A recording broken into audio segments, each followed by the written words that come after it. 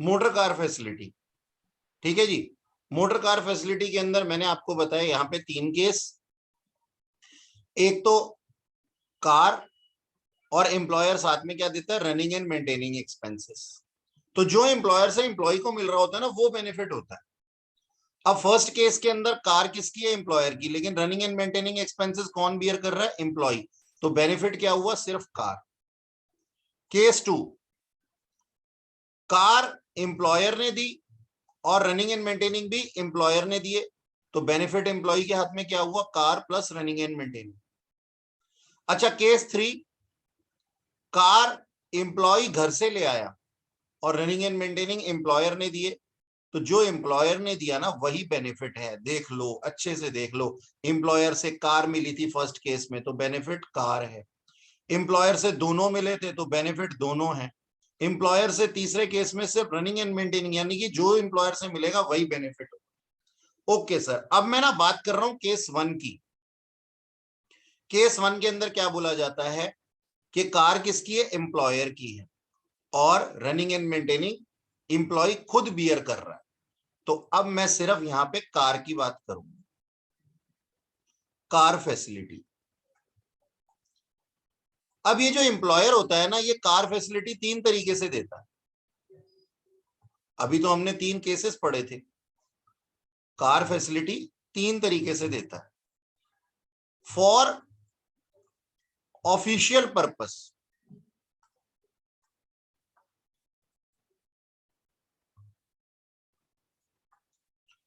इसका मतलब क्या हुआ सर मेरी एक कंस्ट्रक्शन कंपनी है, आप मेरे इंजीनियर हैं, मैंने आपको गाड़ी दे दी, मैंने कहा जाओ जी ऑफिशियल साइट पे चले जाओ। आप ऑफिशियल यूज कर रहे हैं, उसका ऑफिशियली ही यूज कर रहे हैं, तो बताओ ये आपके हाथ में कोई बेनिफिट है क्या, नहीं। ये तो आप एम्प्लॉयर के लिए ही उसका बिजनेस जनरेट कर रहे हैं एक तरीके से, यानी कि एम्प्लॉयर ने आपको खुद के फायदे के लिए गाड़ी दे रखी है। तो बताओ ये तुम्हारे हाथ में टैक्सेबल होना चाहिए। मजा तो तब है ना जब बीवी बच्चों को इसके अंदर घुमा सकूं, लेकिन ऐसा तो है नहीं। तो ऑफिशियल पर्पस के लिए अगर गाड़ी दी जा रही है, कार फैसिलिटी दी जा रही है, it is exempt from tax. ठीक है जी, टैक्स नहीं लगेगा, टैक्स फ्री है। ठीक है सर। अगर अगर मोटर कार फैसिलिटी दी जा रही है पार्टली पर्सनल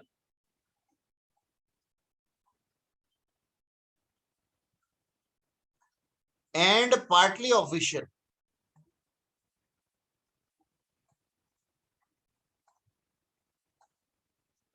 पर्पस, तो क्या टैक्स ट्रीटमेंट होगा। और अगर फुल्ली पर्सनल,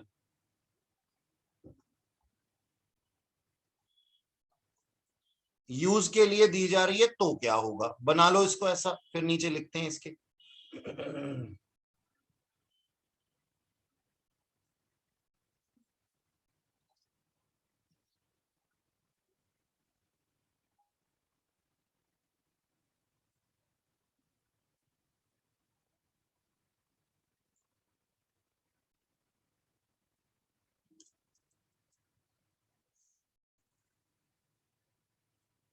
बना लिया सर। ठीक है जी,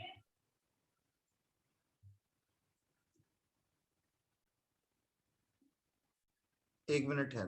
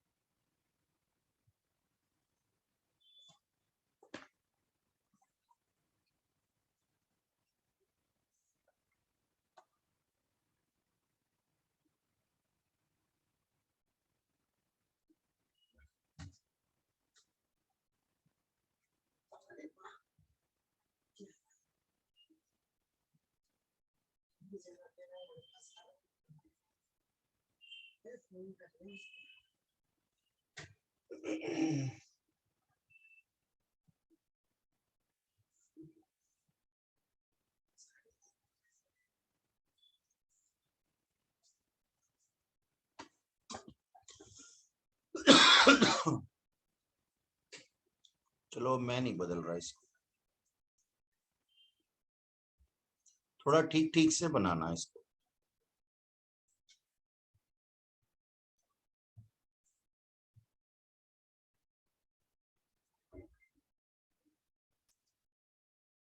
स्मॉल कार दी जा रही है या फिर बिग कार दी जा रही है? पहले तो स्मॉल और बिग का ना डिफरेंस देख लेते हैं। If car having 1600 cc engine capacity, 1600 cc up to 1600 cc engine capacity,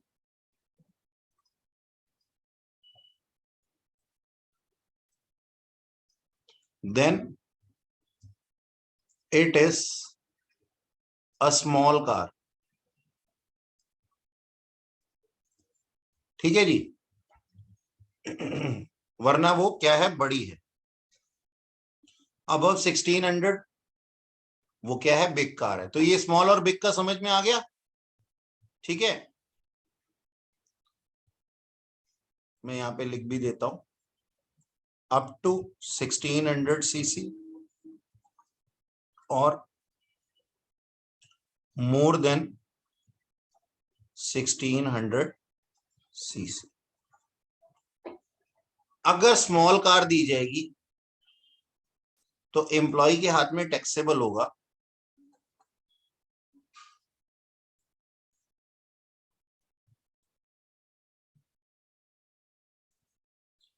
800 per month. ये taxable value 800 rupees per month.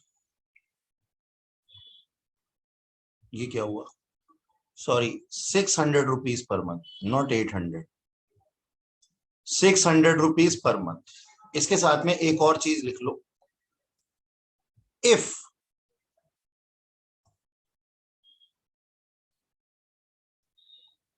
Driver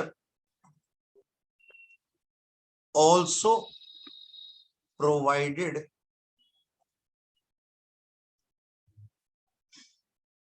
to employee, then 900 per month for driver। अभी पहले लिख लो फिर बताता हूं।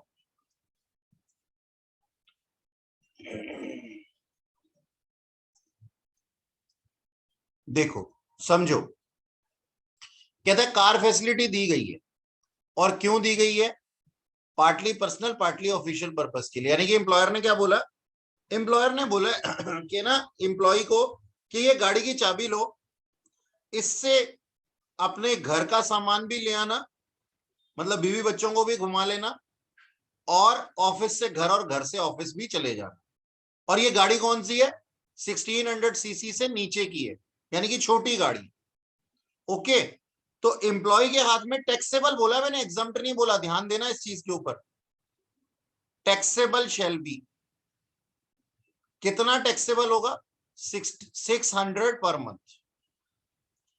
600 पर मंथ इंटू 12 कर सकते हैं, ठीक है जी। 7200 पर एनम उसके हाथ में टैक्सेबल हो जाएगा। अब ये जरूरी नहीं है कि एम्प्लॉयर ने एम्प्लॉय को पूरे 12 महीने कार फैसिलिटी दी हो, इस चीज का ध्यान रखना, ठीक है जी। इस चीज का ध्यान रखना कि नहीं हो भी सकता और नहीं भी हो सकता।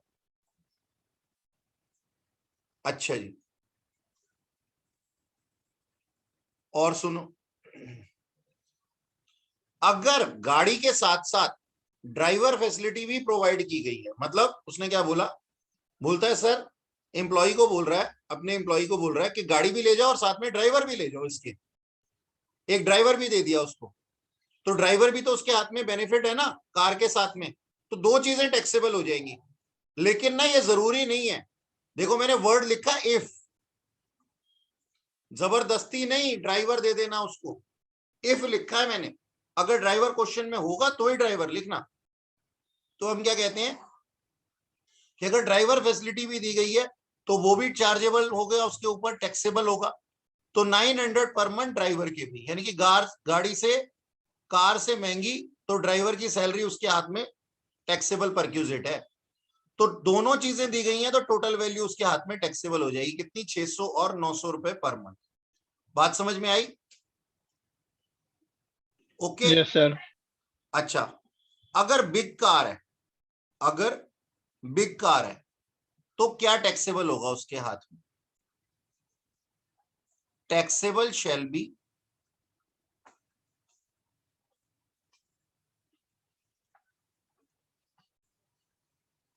$900 पर मंथ। किसके लिए? कार के लिए, ठीक है। और 900 पर मंथ, अब मैं यहां लिख सकता हूं ड्राइवर इफ एनी।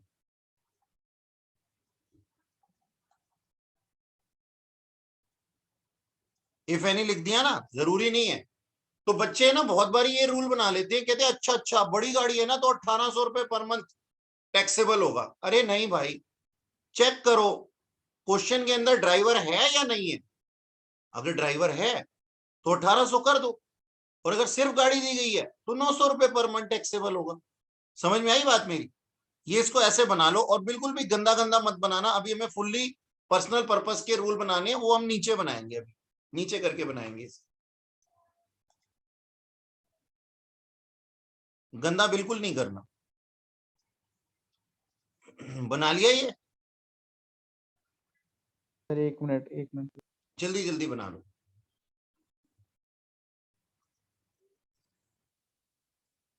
ठीक है जी। अब हमें फुल्ली पर्सनल पर्पस, मतलब ये हमारा चलता हुआ आ रहा था ना डायग्राम, हम फुल्ली पर्सनल पर्पस को नीचे ले आए हैं यहाँ पे। उसके रूल्स भी पता करने हैं हमें। अब यहाँ पे फर्दर फिर 2 केस होंगे। ओ माय गॉड सर, हमारी तो जान ही निकल जाएगी रूल्स याद करते करते। हाँ, तो ऐसी जान का करना भी क्या है ना, जो बिना पढ़ाई के हो। ठीक है, तो देखो अब इसके अंदर भी 2 रूल है। कहता है कार ओन्ड बाय एम्प्लॉयर,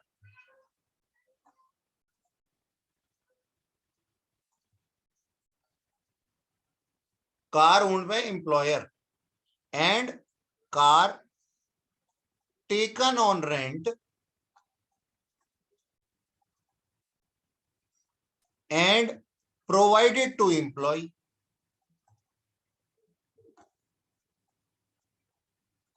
यानी कि मोटर कार फैसिलिटी दे रहा है एम्प्लॉयर, किसके लिए? पर्सनल पर्पस के लिए। जाओ जी कुछ भी यूज करो इसका, बीवी बच्चों को घुमाओ, ऑफिस जाओ, कुछ भी करो, मनाली ले जाओ इस गाड़ी को, ये आज से तुम्हारी है। देखो क्या लिखा, फुल्ली पर्सनल पर्पस। अच्छा जी, अब इसके रूल्स क्या कहते हैं? If car is owned by employer, अगर ये वाली गाड़ी जो थी ये एम्प्लॉयर की थी और उसने एम्प्लॉय को प्रोवाइड की है, तो 10% ऑफ ओरिजिनल कॉस्ट,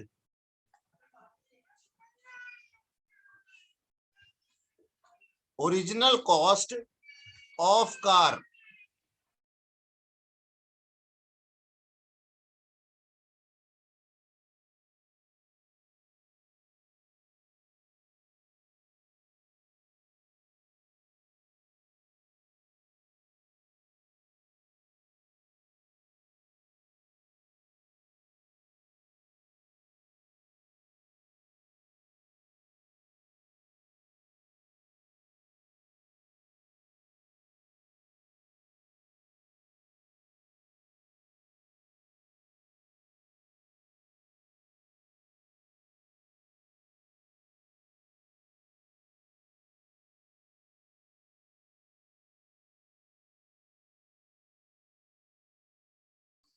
ठीक है जी।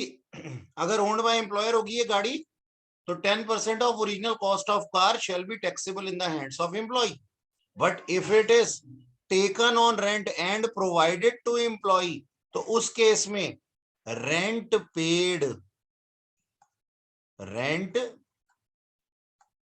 पेड बाय एम्प्लॉयर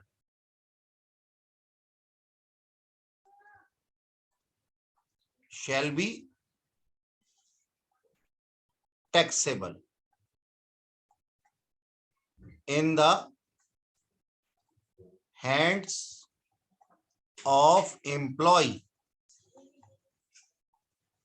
ठीक है जी, क्योंकि रेंट पेड उसके हाथ में एक टैक्सेबल बेनिफिट हो गया ना, बेनिफिट हो गया ना।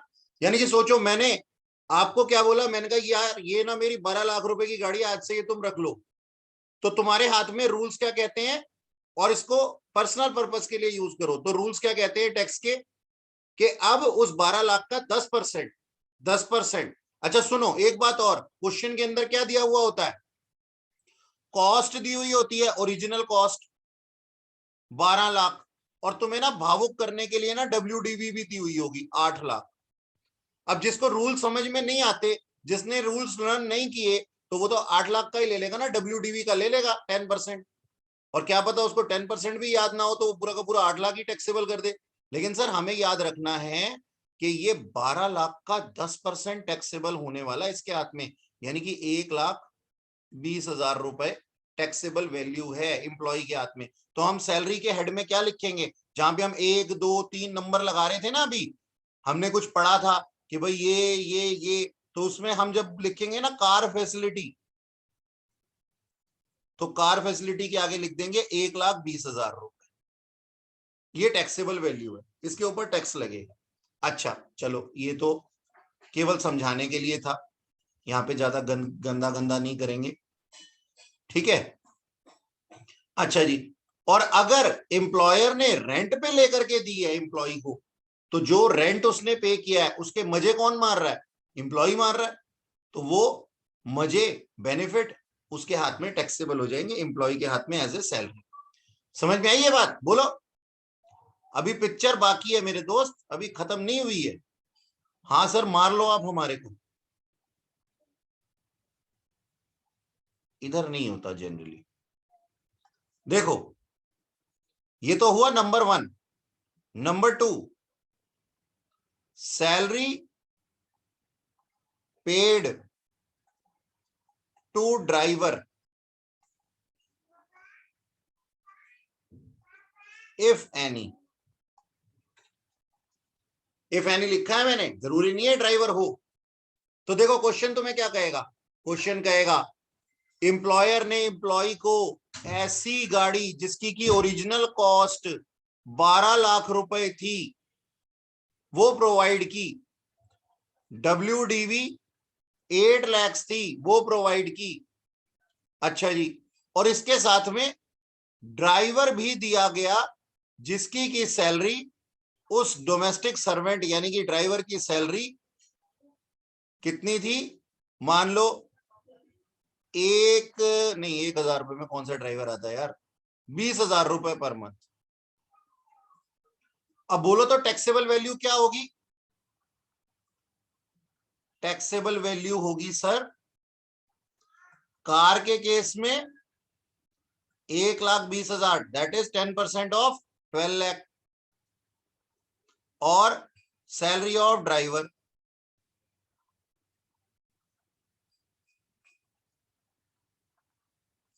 और वो कितनी है 20,000 पर मंथ के हिसाब से 2,40,000 रुपए।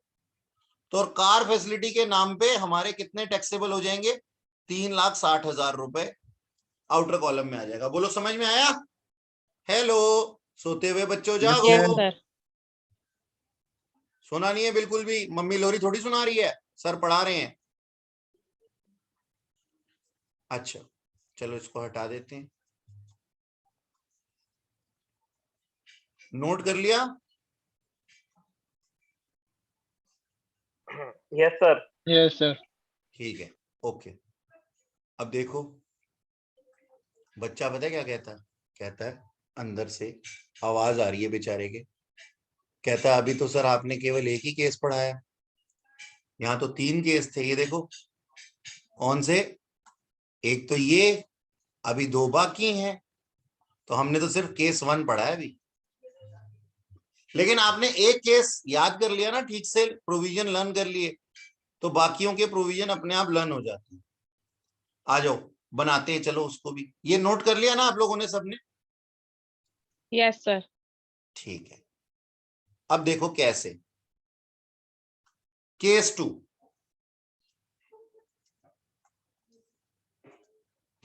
ये देखो जी,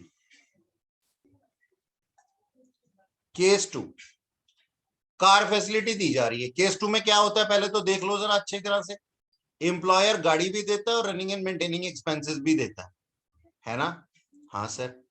अगर उसने गाड़ी और running and maintaining expenses official purpose के लिए दिए, ऐसे के ऐसे फुल्ली एग्जम्प्ट। अगर उसने गाड़ी दी है और साथ में रनिंग एंड मेंटेनिंग एक्सपेंसेस भी दिए हैं, मैं यहां पे लिख देता हूं, कार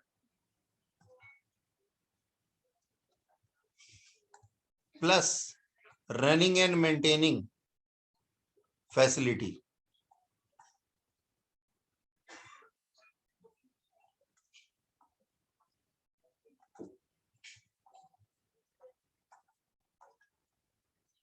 ठीक है जी। तो क्या partly personal partly official, small car दी या बिग कार दी, वही है। तो टैक्सेबल कितना हो जाएगा? अब की बारी देखो दो बेनिफिट मिल रहे हैं ना, अब की बारी दो बेनिफिट मिल रहे हैं ना, तो यहाँ पे कुछ अमाउंट बढ़ा दें। बोलो जी। पहले ये हमारे पास में था और अब है ये 1800 रुपए छोटी गाड़ी के लिए।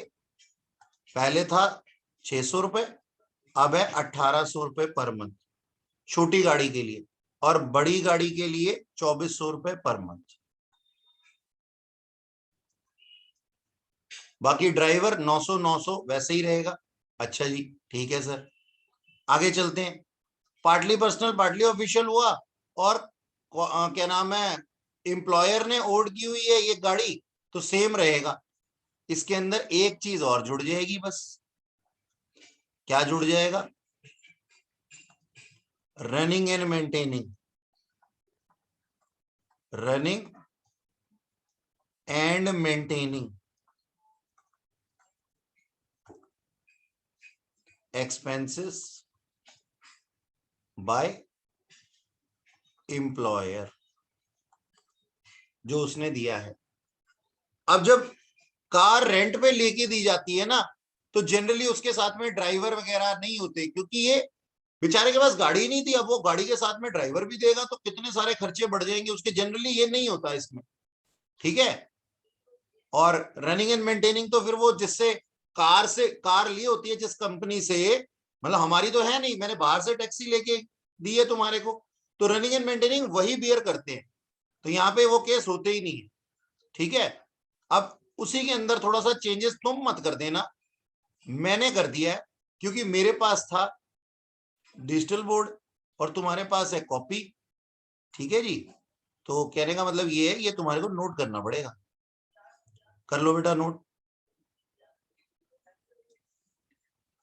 देखो, डोंट बी जेलस, ठीक है ना। आप लोग ये सोचते हैं कि सर ने तो फटाफट से कर दिया, हमारे को दोबारा लिखना पड़ेगा। हाँ भाई, लिखना पड़ेगा तो लिखना पड़ेगा। नोट करो जल्दी से, उसके अंदर चेंजेस मत कर देना, क्योंकि ये केस 2 है। सर जूम आउट कीजिए ना थोड़ा सा। जूम आउट कर दूं? ओके, एक मिनट करता हूं। हाँ, फिर तुम अपने हिसाब से जूम इन करके देख सकते हो। ये लो, अब इससे छोटा करूंगा दिखाई नहीं देगा, बोलोगे मैं ऊपर कर दूंगा, स्क्रॉल अप कर दूंगा इसको।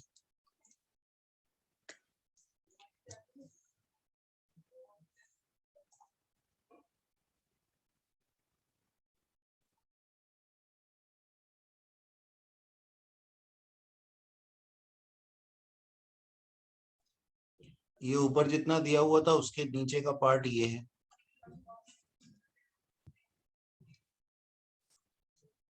नोट कर लो।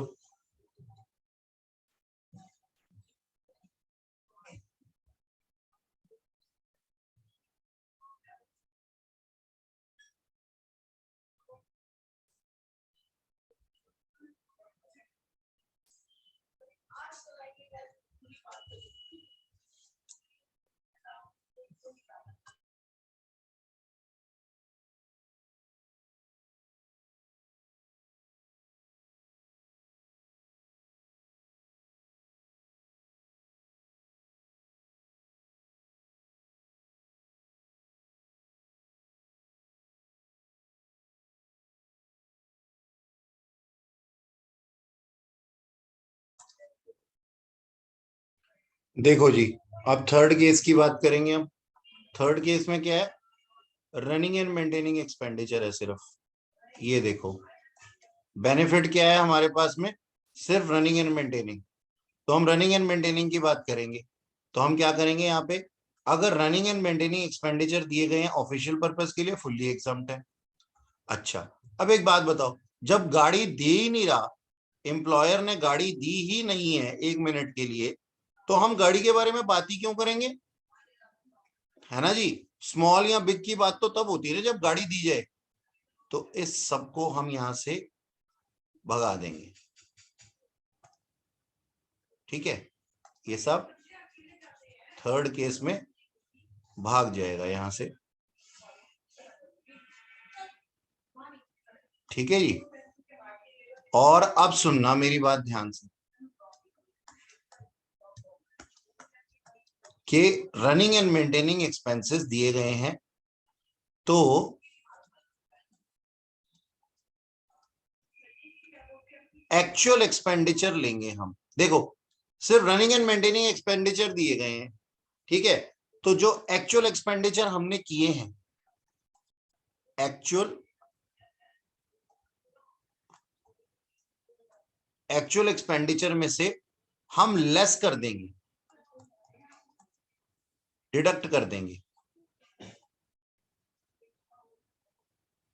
क्या डिडक्ट करना है, अब ये डिडक्ट करना है।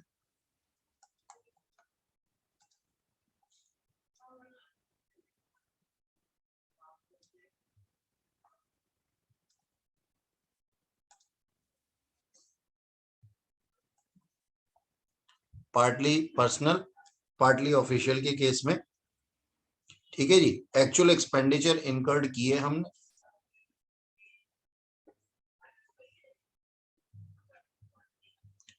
अगर एम्प्लॉय की गाड़ी बिग है या स्मॉल है, उसके हिसाब से करेंगे। ध्यान से सुनना, पहले लिख लो फिर बताता हूं। स्मॉल कार और बिग कार। सर कार तो दी ही नहीं जा रही, फिर यहां पे स्मॉल और बिग की बात कहां से आ गई, अभी बताता हूं, अभी बताता हूं। देखो, पहले इसको लिख लो। पिछले वाले पॉइंट के अंदर हमने क्या किया था, जब स्मॉल कार दी हुई थी ना, तो हमने क्या किया था, हमने यहां पे 1800 per month plus 900 per month in case of driver,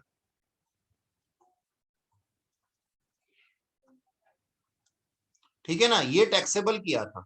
हाँ सर बिल्कुल सही। और बिग कार के केस में 2400 per month plus 900 per month taxable किया था, टैक्सेबल 900 ड्राइवर के केस में, है ना। तो जितना पहले टैक्सेबल था, आज वो एग्जम्प्ट, आज वो लेस होगा, और रिमेनिंग जो है वो टैक्सेबल हो जाएगा। मैं बताता हूं कैसे। स्मॉल कार ऑफ एम्प्लॉय, ये लिख लो, इससे तुम्हारी गलती के चांसेस कम हो जाएंगे। Big car of employee. पहले तो मेरे को एक बात बताओ, कि मैंने तुम्हारे पास, सुनो जरा ध्यान से सुनना और समझना मेरी बात पे। तुम्हारे पास है ना एक गाड़ी थी, तुम्हारे पास एक मारुति स्विफ्ट थी, 1600 के अंदर आती है वो, यानी कि स्मॉल कार थी। मैंने उसके अंदर, मैंने एम्प्लॉयर हूं मैं, और मैंने उसके अंदर कितना पेट्रोल डलवा दिया, मैंने उसके अंदर है ना 20,000 रुपए का पेट्रोल डलवा दिया पूरे महीने में, और साल में इंटू 12 करके 2,40,000 रुपए का पेट्रोल डलवा दिया, ठीक है। और ये रनिंग एंड मेंटेनिंग की फैसिलिटी मैं आपको क्यों दे रहा हूं, पार्टली पर्सनल पार्टली ऑफिशियल के केस में। अच्छा, ये यहां से हट गया, partly personal and partly official. ठीक है जी, इस केस के लिए दे रहा था मैं आपको। अब मैंने आपकी गाड़ी में तेल डलवा दिया, आपकी थी गाड़ी, 2,40,000 रुपए का तेल डलवा दिया। अब अगर मैं आपको ये बोलूं कि सर गाड़ी को ना आप ना यहीं खड़ा कर दो, मैं आपको क्या कह रहा हूं, मैं सृजन को कह रहा हूं, मैंने कहा सृजन देख इसमें तेल मैंने डलवाया है ना, तो तू एक काम कर भाई, इसको है ना गाड़ी को यहीं खड़ा कर दे, क्योंकि इसमें तेल मैंने डलवाया।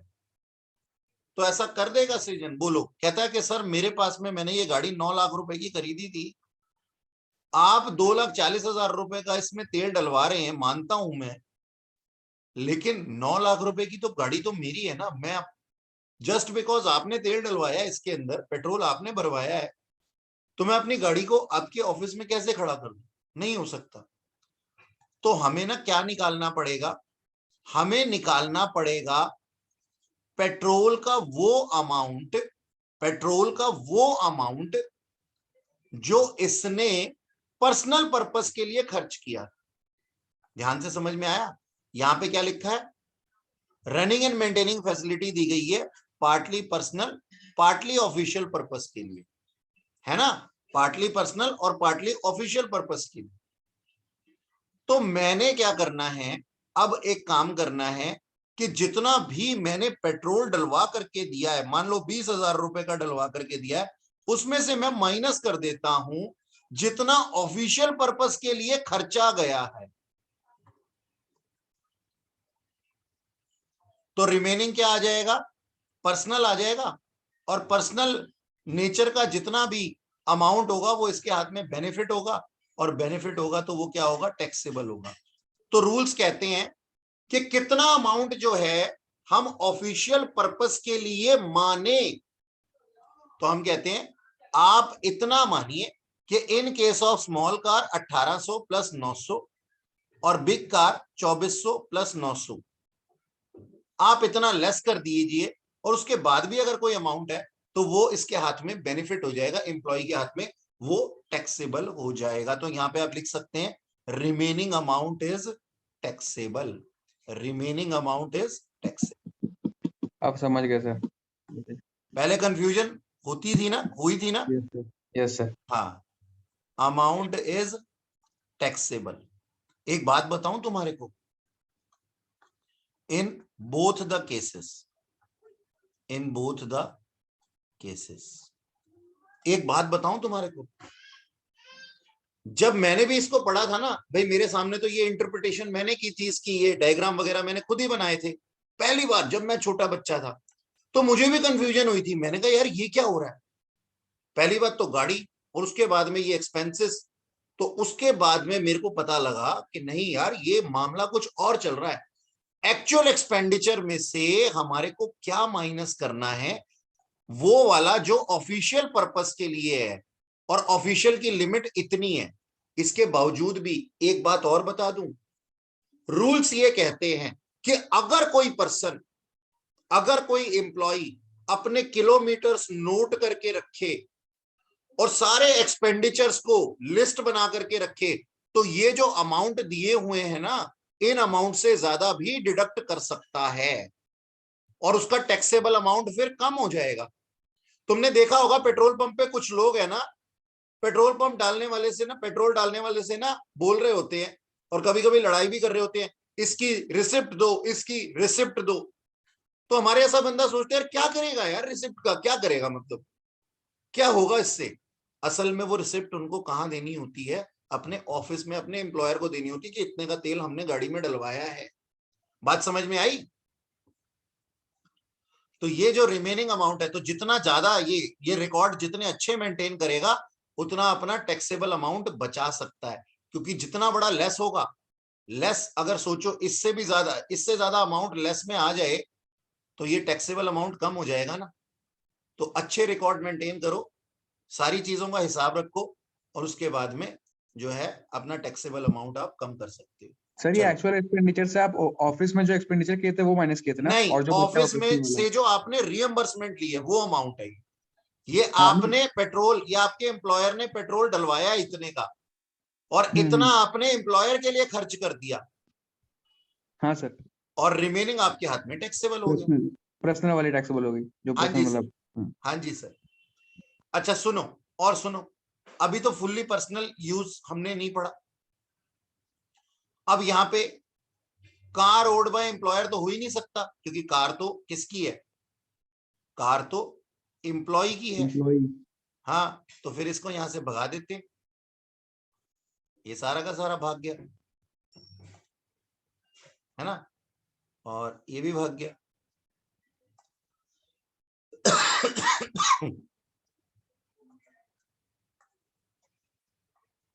यहां पे हम क्या लिखेंगे अब,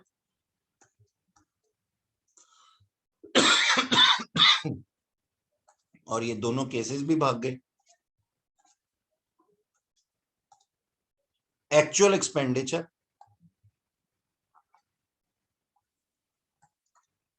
minus expense for official purpose,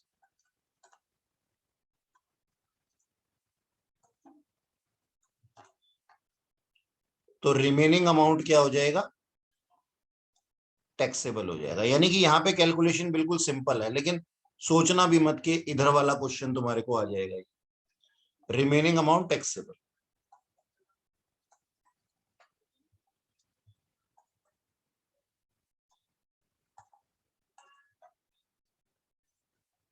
ठीक है जी, क्योंकि वो आपको टेस्ट करना चाहेंगे पेपर में कि आपको ये लिमिट्स याद हैं या नहीं है, तो वो यही वाला केस डालते हैं। लो अब इसको नोट कर लो।